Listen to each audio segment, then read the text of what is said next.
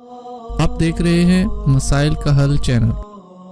الحمدللہ رب العالمین والصلاة والسلام علی سید المرسلین وعلی آلہ وصحبہ اجمعین ومن تبعهم بإحسان إلى يوم الدین، اما بعد۔ قال اللہ تبارک وتعالی فی القرآن المجید: اعوذ باللہ من الشیطان الرجیم، یا ایھا الذین آمنوا اتقوا اللہ وَلْتَنْظُرْ نَفْسٌ مَا قَدَّمَتْ لِغَدٍ وَاتَّقُوا اللَّهَ إِنَّ اللَّهَ خَبِيرٌ بِمَا تَعْمَلُونَ۔ حمد و ثنا رب کائنات کے لیے بے شمار صلاۃ و سلام سید الانبیاء سید ولد آدم محمد رسول اللہ صلی اللہ علیہ وسلم کے بعد، حمد و ثنا کے بعد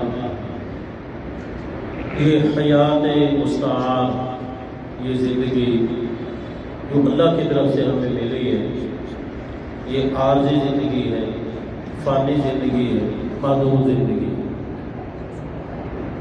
اور یہ گزر جاتی ہے۔ چاہے کوئی فقیر ہے اس کی بھی گزر جاتی ہے، اور چاہے کوئی غنی ہے اس کی بھی گزر جاتی ہے۔ کوئی صحت مند ہے تو وہ بھی اس دنیا کو چھوڑ کے چلا جاتا ہے، اور جو ساری زندگی بیمار رہتا ہے وہ بھی اس دنیا کو چھوڑ کے چلا جاتا ہے۔ جو یہاں آیا ہے اس نے ایک نہ ایک دن جانا ہے، آنے میں ترتیب ہے، جانے میں کوئی ترتیب نہیں۔ کبھی بھی اولاد ماں باپ سے پہلے نہیں آ سکتی، بلکہ ماں باپ پہلے ہوتے ہیں، اولاد بعد میں، لیکن جانے کی کوئی ترتیب نہیں۔ ایسے بھی ہوتا ہے کہ اولاد ماں باپ کی زندگی میں ہی چلی جاتی ہے، ماں صدمے برداشت کر کر کے وہ دنیا میں زندہ رہتی ہے، اور اولاد ان کی زندگی میں ہی چلے جاتے ہیں۔ کامیاب انسان وہ ہے جو اس زندگی میں آگے والی جو زندگی ہے اس کے لیے کچھ کر لے، اور اللہ پاک انسان کو موقع دیتا ہے۔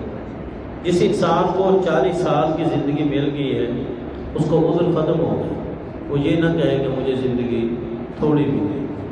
آج کل تو 60-70 سال مل جائیں پھر بھی بندہ کہتا ہے وہ بھائی 60-70 سال یہ بھی کوئی عمر ہے، یہ بھی کوئی عمر ہے۔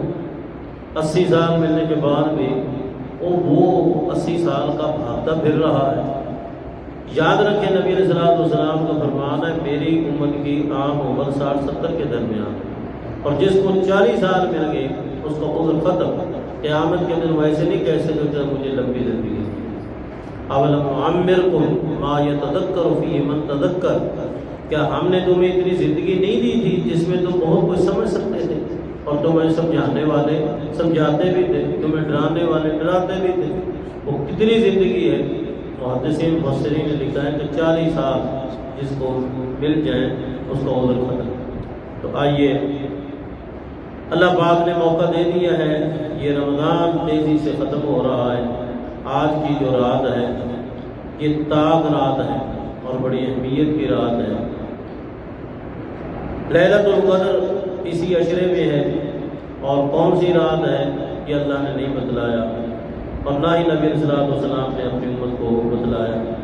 اور اسی میں بہت بڑی حکمت یہ ہے کہ اگر بتلا دیا جاتا کہ یہ فلاں رات ہے، تو جس طرح مسلمانوں کی صورت حال ہے اس نے تو پھر اسی رات ہی بات کرنی تھی۔ اس طرح لیلۃ القدر کا متلاشی آخری عشرے میں وہ محنت کرتا ہے، اور نبی علیہ السلام صرف تاک راتوں میں عبادت نہیں کرتے تھے۔ یہ ہماری سوچ صحیح نہیں ہے، یہ صرف تاک راتوں میں رسول اللہ صلی اللہ علیہ وسلم عبادت نہیں کرتے تھے، بلکہ نبی صلی اللہ علیہ وسلم کی کیفیت کیا کتب حدیث میں ہے کہ جب آخری عشرہ شروع ہوتا تو شد بیدارا، نبی علیہ السلام چادر کس لیتے تھے، احیاء لیلہ، اور رات بھر اللہ کی عبادت کرتے تھے، وَأَيْقَظَ أَهْلَهُ، اور اپنے اہل و عیال کو بھی جگاتے تھے۔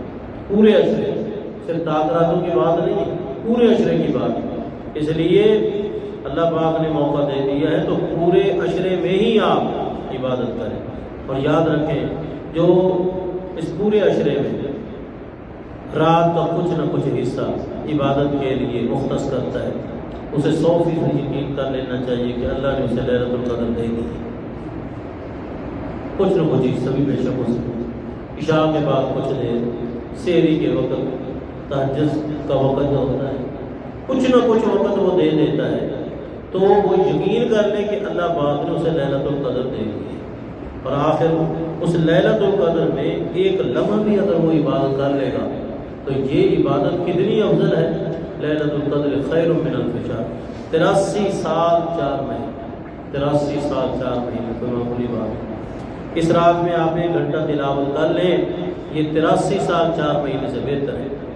اس رات میں آپ 1 دعانہ پڑھ لیں، یہ 83 سال 4 مہینے سے بہتر ہے۔ اس رات میں آپ ذکر اذکار کر لیں، یہ 83 سال 4 مہینے سے بہتر ہے۔ اس لیے جتنا موقع ملتا ہے آپ ذکر اذکار کرتے کرتے سو گئے، ساری رات اللہ کے یہاں آپ کے نامہ اعمال میں ساری رات عبادت کا ثواب ہے۔ اگر آپ ذکر کرتے کرتے سو گئے، اگر تلاوت کرتے کرتے سو گئے، نیند آ گئی، بے شک نیند آ گئی، تو اللہ کے ہاں آپ کے نامہ اعمال میں ثواب نکل جائے گا۔ اس لیے کوشش کرو رات کے جو لمحات ہیں فضول باتوں میں ضائع نہ کرو۔